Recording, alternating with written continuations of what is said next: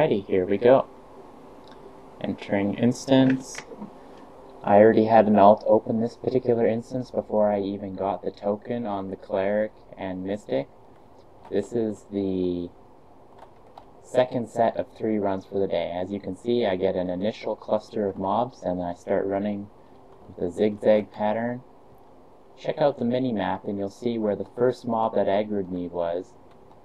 I don't press tab. And make sure I don't get too far away from them, because if that happens, I'll yellow. Alright. Time for an Iron Heart. There we go. You don't want to Iron Heart too much if it means not moving instead. Alright. As you can see right there, I actually got immobilized with a lot of mobs behind me, so it's a good thing I threw in that Wings of Protection. It probably wouldn't have been a bad idea to put in a Plume Shell there. As you can see, I just Purified Expel, Tempest, Siren's Kiss, and then back to the rank 8 weapon. As you can see there, instantly purified, back to rank 9 weapon, Razor Feathers. Practically all dead. Oh, except for this one guy. Ugh, cancelled my Wheel Thunder.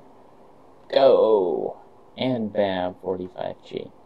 And now with this technique, my genie is still ready to go.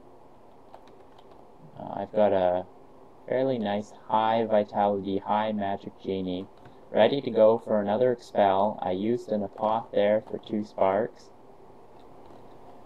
Want to be really careful here with the water that you don't go into certain sections of it, which you kind of have to learn through trial and error.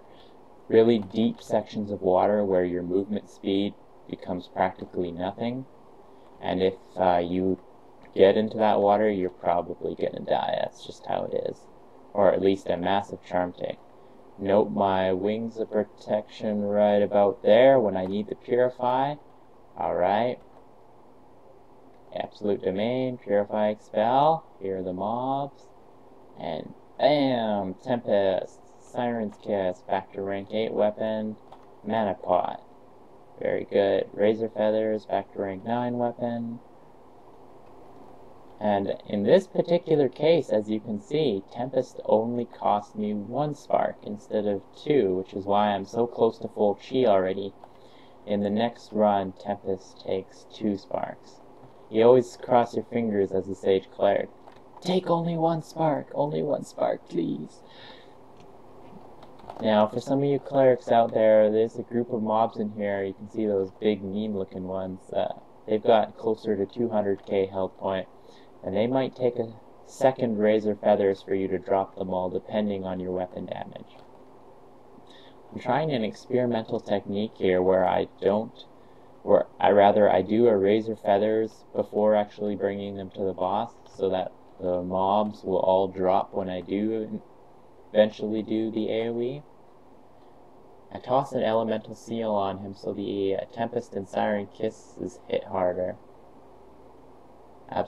Plume Shell, Expel, Purify, Test, Siren's Kiss, rank 8 weapon in. Get my Purify nice and quick, rank 9 weapon in. Make sure you're not still targeted on the boss.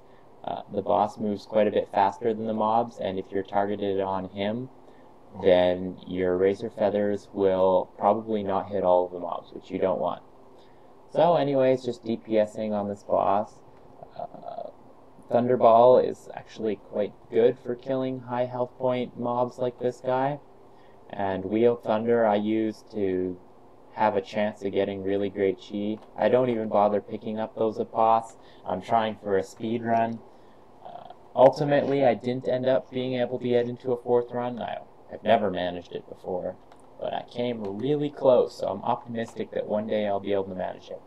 As you can see here, I reset the squad really fast by passing lead to the Mystic, leaving, and then re-inviting the Mystic immediately to my squad while also using a Teleport Incense. If you have it ready, you can also use Townport. I invite the next opener, and at this point, you don't see anything happening. It's because I've tabbed to the opener's account and enter the instance on him and open the run already. And also at this point I buff with Invigorate Mystic buff. That 20% extra damage per hit really helps. In we go. This waiting drives me nuts. Tick tock, tick tock. Alright, mobs are spawned. And alright, rounding up. As you can see here, my chi is a little bit too close to 3 sparks for my liking. I want it fuller than that. Because remember, towards the end of this pull here, I'm going to be using a Wings of Protection, a Purify, and a Plume Shell, all of which take quite a bit of chi. So I want to have close to full chi before I get ready to do that AoE. That, in fact, is the primary reason to do these Iron Hearts at intervals, along with making sure you don't run too far from the mobs and reset them. As you can see right here, I got a bunch of Purifies. Oh, right there. No Purify, no Purify. There we go. You can see I put my Wings of Protection in there. What it does is it keeps you alive a bit longer without a charm tick, so you can get that Purify in. And that Plume Shell there was very good because the mobs were really close on my tail, and I needed to get a little bit further away from them before I can safely do Expel Purify.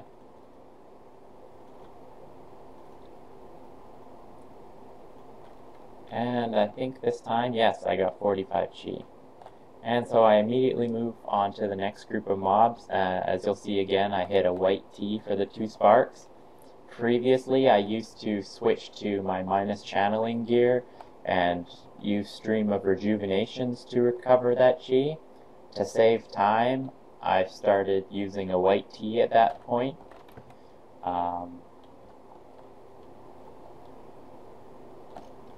Because building up that chi was taking a long time.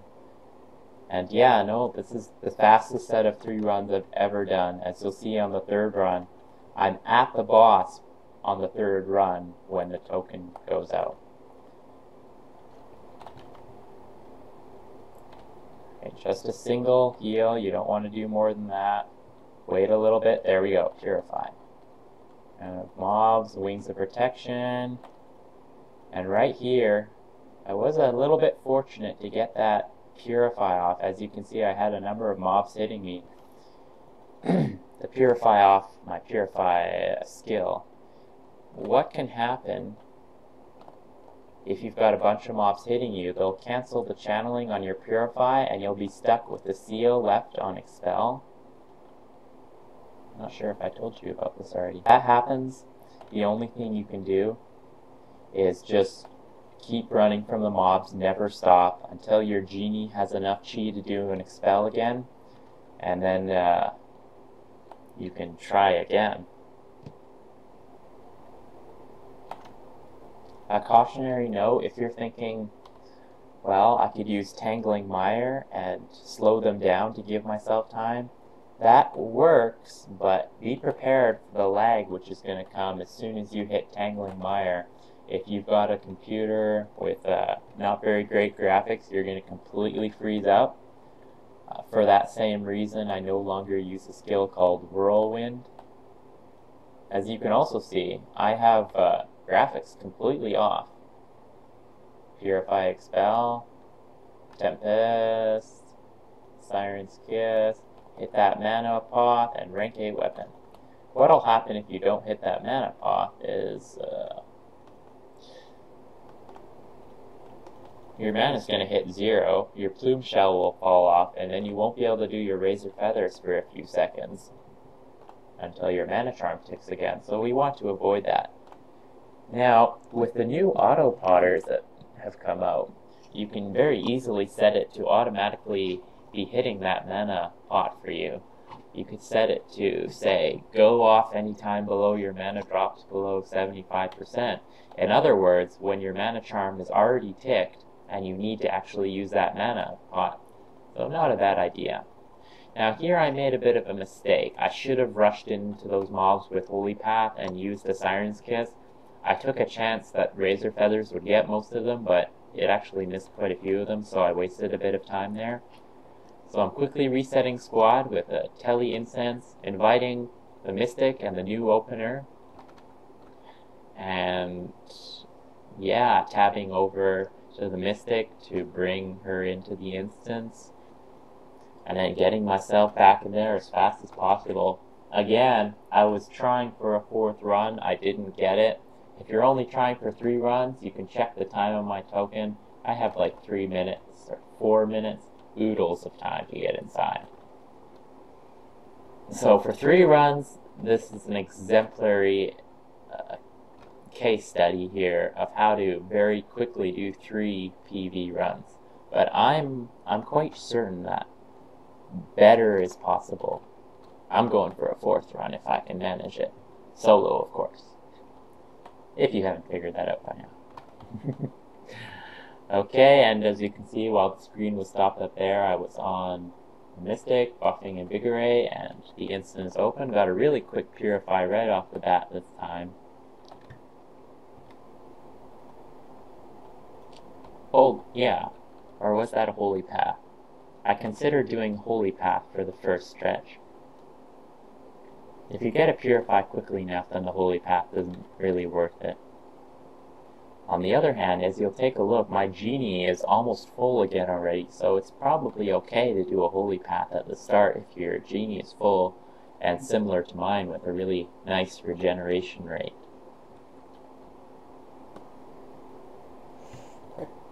Ooh, that was close! Do not let the mobs get that close. I nearly died there. Half a second more and I would have been toast.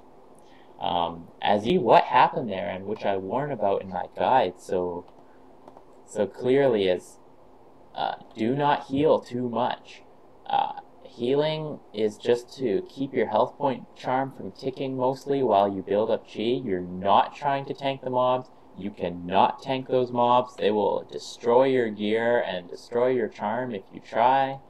So if you press down on Ironheart too many times, it'll go off twice in a row sometimes, and that is not what you want. Only press Ironheart once at a time, even if the channeling gets interrupted.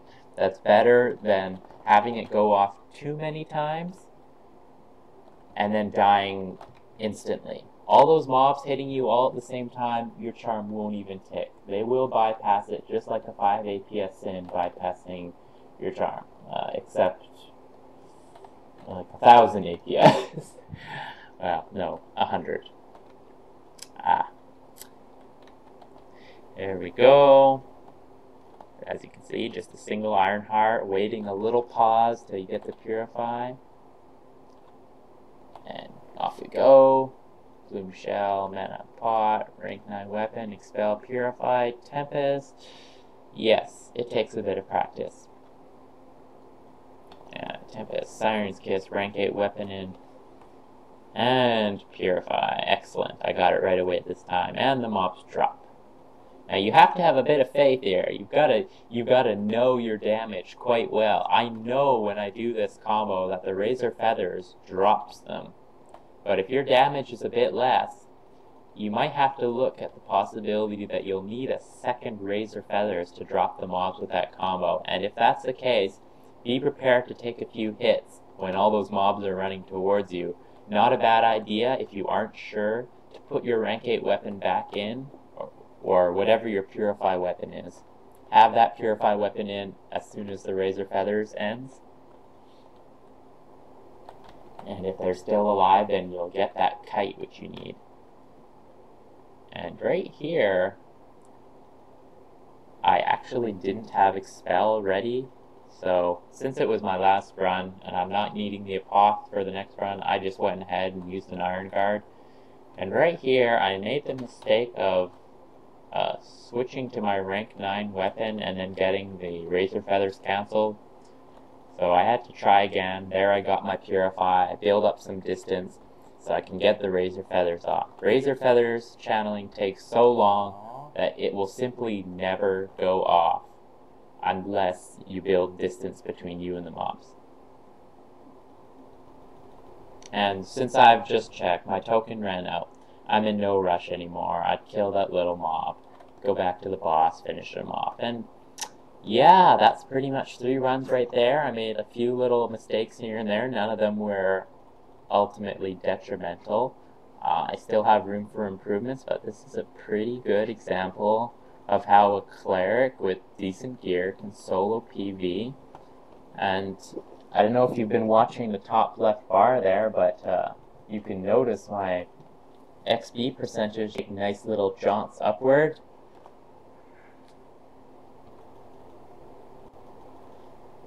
Probably shouldn't have used a Thunderball as my last attack.